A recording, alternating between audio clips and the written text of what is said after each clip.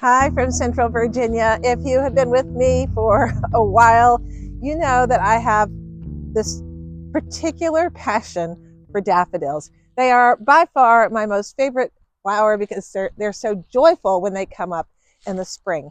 And if you've been with me for a while, you'll know that I have this thing called Project Daffodil, which is to plant a whole lot of daffodils every single fall. Usually I plant between about 200 daffodils, sometimes 300, and one year I actually did 400 as well.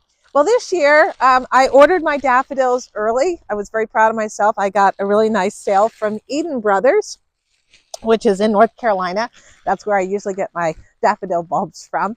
And I ordered them very early. I went on the pre-season sale and I got them, I think, back in maybe April of last year for this coming fall. And then I promptly forgot that I ordered them because they don't ship them until they're ready to to plant. So in a panic, I was at one of the big box stores and they had a sale on daffodil bulbs back in, I guess, late September, maybe early October. And I was like, oh man, I didn't get my daffodils. I forgot to order them this year. And it was such a good sale. I was like, oh man, I'll just get another 200 because this is a really, really, really good deal. And then about 3 weeks later, my massive order from Eden Brothers showed up. So I have been putting some daffodils in as I go. I've just been putting in like 25 to 50 each day when I can get out here. And since it rained not so long ago, a few days ago, the ground is nice and soft. So I'm going to go ahead and continue on Project Daffodil. By the way, if you don't know what my Project Daffodil is, it is every place I look, when I look outside my house, I want to be able to see daffodils. And so I'm just continuing to do that. So easy to plant. Let's get at it. This is a big, huge walnut tree, and it's right beside my driveway circle. And I have been planting daffodils in the base of this tree for the last few years. So I get a nice little crop coming up. And as you can see, I also have all of these beautiful blackberry lilies that self-seeded into this area as well. So I am just going to do a few things here. I'm going to do some surgery and take out these volunteer seeders. I might actually put them in another place. And I'm going to fill in this outer area here where the blackberry lilies are with some of these daffodil bulbs. Now, I don't mind having cedar trees around because they are native and the birds do love them eventually. I just really don't want them growing right here beside my walnut tree.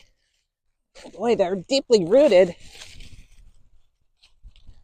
I can go and plant these elsewhere. They'll be happy elsewhere. It's always a good idea to get out and kind of look around your garden areas. Well, this is not a formal garden area. This is just around the tree because I'm seeing a couple things that I don't like.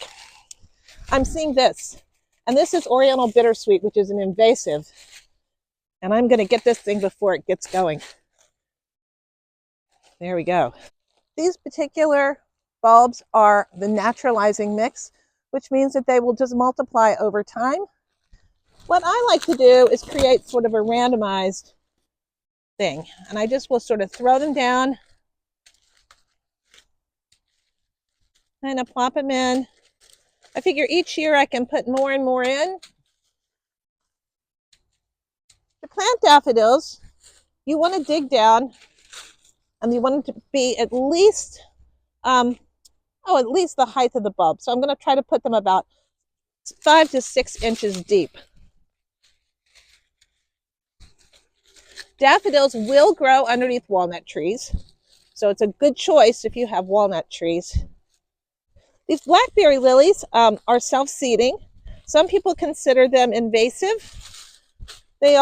Were bought over in the colonial period. Now, this is something I do want to pull out. This is ivy, and I do not want English ivy creeping in here, because that will do no good.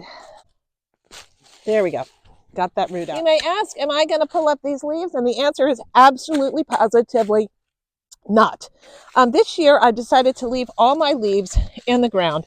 I don't live in the city, so I'm not particularly worried about them going into a storm drain or anything like that. And this year I noticed a decrease in fireflies.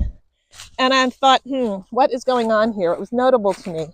So I think what happened is the last few years I've been raking up a lot of the leaves in my yard and putting them into my beds, my garden beds, which is a great mulch. And I advocate that. I just don't advocate moving all my leaves. And the leaves, leaving the leaf litter on the ground if you can. I know not everybody can do that because there are homeowners associations and things like that. They don't want a wild yard. But leaving the leaf litter on the ground is a great way to help protect insects and things that go to sleep in the winter and need to wake up. Plus, it'll just fertilize your ground. It's like having the mulch into your ground. Yeah, like that. There's something incredibly therapeutic about digging in the earth, especially when it's nice and rich and moist like this. 25 here, 25 there, 50 today, 50 tomorrow. Hey, in a few more days, I'll have all 400 bulbs planted. Just think how pretty they'll be in the spring. I'll be sure to show you. Thanks so much for watching. I hope you're doing well, and I hope your garden's doing well too. Take care. Bye.